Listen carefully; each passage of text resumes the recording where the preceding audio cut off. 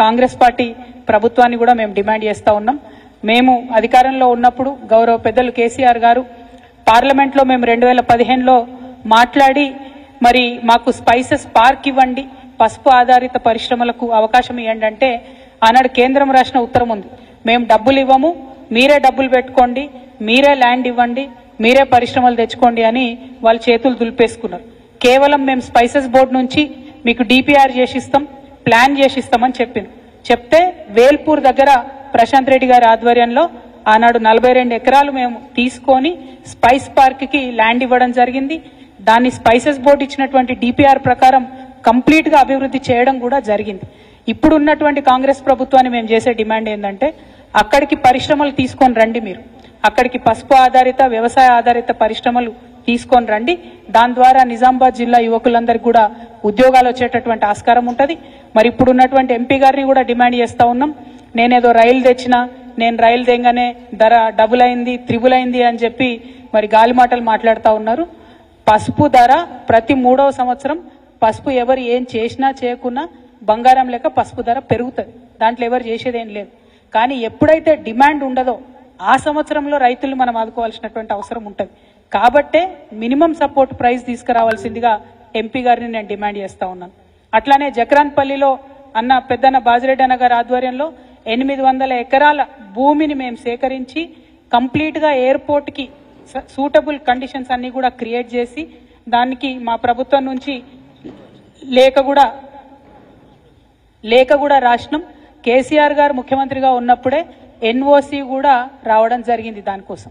మరి ఇప్పుడు అక్కడ ఎయిర్పోర్ట్ తీసుకొని రావాల్సిందిగా ఎంపీ ధర్మపురి అరవింద్ గారిని నేను డిమాండ్ చేస్తా ఉన్నా. ఎయిర్పోర్ట్ వస్తే పసుపు బాగుపడుతుంది, రైలు వస్తే పసుపు బాగుపడుతుంది అని అనేక మాటలు నిన్న తను ప్రెస్ మీట్ లో చెప్పిండ్రు.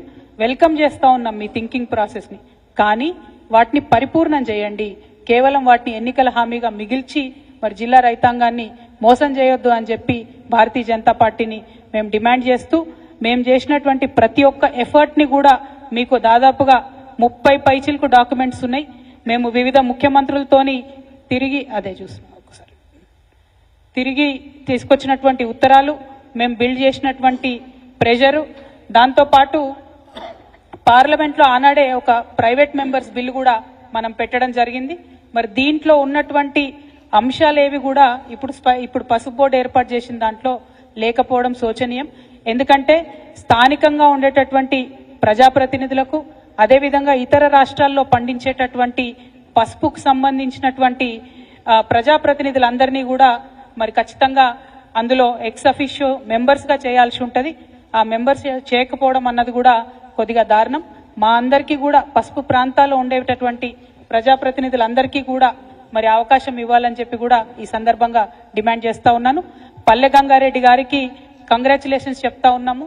చరిత్రలో నిలిచిపోయే విధంగా మొదటి పసుపు బోర్డు చైర్మన్ గా వారు ఎన్నికవడం సంతోషకరం. మీరు మా జిల్లా బిడ్డ, మా అంకాపూర్ బిడ్డ కావడం మాకు గర్వకారణం. మీరు సమగ్రంగా పసుపు రైతుల అభివృద్ధి కోసం ప్రతిపక్షంలో ఉన్నటువంటి మా వంటి వారందరినీ కూడా కలుపుకొని పోయి పసుపు రైతులకు మేలు జరిగే విధంగా పనిచేయాలని కూడా డిమాండ్ చేస్తా ఉన్నాం. మరి బాబా రామ్దేవ్ గారు బీజేపీతోని చాలా అనుబంధంగా ఉండేటటువంటి వ్యక్తి. వారి దగ్గరికి మేము హిమాచల్ ప్రదేశ్ కూడా 2 సార్లు వెళ్లి రిక్వెస్ట్ చేసి వారి సీఈఓ బాలకృష్ణ గారిని కూడా నిజామాబాద్కి తీసుకొచ్చి ఇక్కడ పరిశ్రమలు పెట్టమని కోరడం జరిగింది. పెట్టడానికి సుముఖంగా ఉన్నట్టుగానే చెప్పి చివరి నిమిషంలో ఎందుకో వారు మళ్ళీ పెట్టలేకపోయినారు. మరి ఆ విషయాన్ని కూడా పర్సూ చేయవలసిందిగా మేము గౌరవ ఎంపీ గారిని కోరుతా ఉన్నాం. రాజకీయాలకు అతీతంగా పాలక ప్రతిపక్షాల అందరం కూడా కలిసి పనిచేస్తేనే పసుపు రైతులు బాగుంటారు.